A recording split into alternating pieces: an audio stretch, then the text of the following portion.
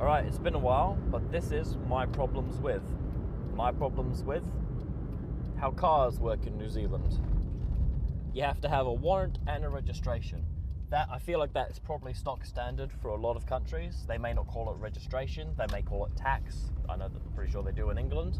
But your car has to be fully warranted to be on the road, and it has to be registered to be on the road. I don't have a problem with those. What I have a problem with is that you have to have a warrant before you're allowed to get your registration. That annoys me, that you have to have the warrant to get the registration. I get that the government is probably trying to make more money off you by making it so you have to have one to have the other, but I wish it was at least the other way round. If not, just make it so you can at least have one and not the other. Because a registration is easy to get. You can get a registration at your computer now. It takes 5 minutes. You go to the website, type in your plate number, type in your car details, you've got your registration. Unless you don't have a warrant. You don't have a warrant, you can't get a registration. This means that if you don't have a warrant and your rego runs out, you have to be driving an unregistered car. If you have no warrant, the government is forcing you to drive an unregistered car.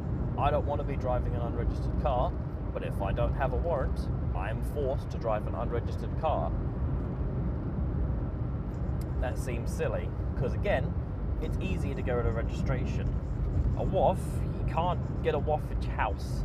You have to go to the freaking place that does a warranty of fitness, get your car checked out, be there for possibly an hour. I'd say an hour is a standard time frame for that. You've already taken an hour and a half to 2 hours out of your day just getting there, getting the WOF done, coming back. And if you don't pass the WOF, you then have to take time out of your day to get whatever it was fixed, or time out of your next day to get whatever it was fixed, and then take it back to the place to actually get your WOF done. That's a lot of hassle.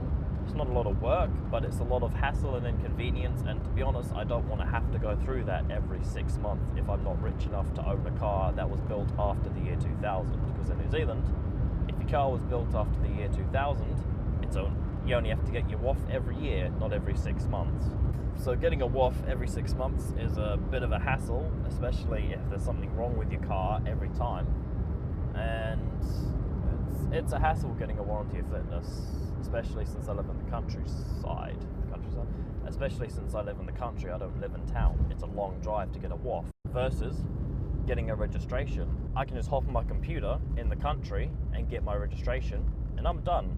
That's it. Again, unless I don't have a WOF. If I don't have a warranty of fitness, I can't get my registration, which is the easiest of the two.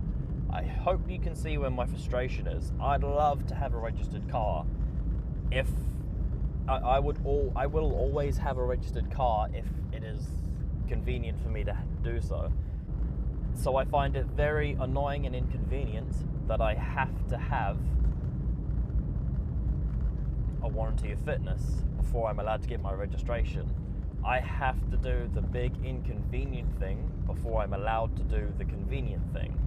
That's really, really dumb in my opinion, because if you let people do the convenient thing, they're more likely to do it. If you're saying, nah, you can't do the convenient thing until you've done the really, really inconvenient thing, they're probably less likely to go do the convenient thing. So, with the way things are set up in New Zealand right now, the government's kind of forcing you to drive unregistered cars if you sort of lack the willpower like I do to take 2 to 3 hours out of your day to go get a warranty of fitness.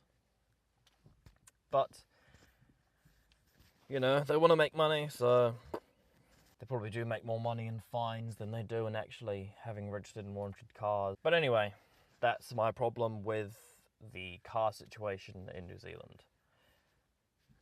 Let me know if you agree or disagree in the comments. And, you know, feel free to give me a like if you like this video.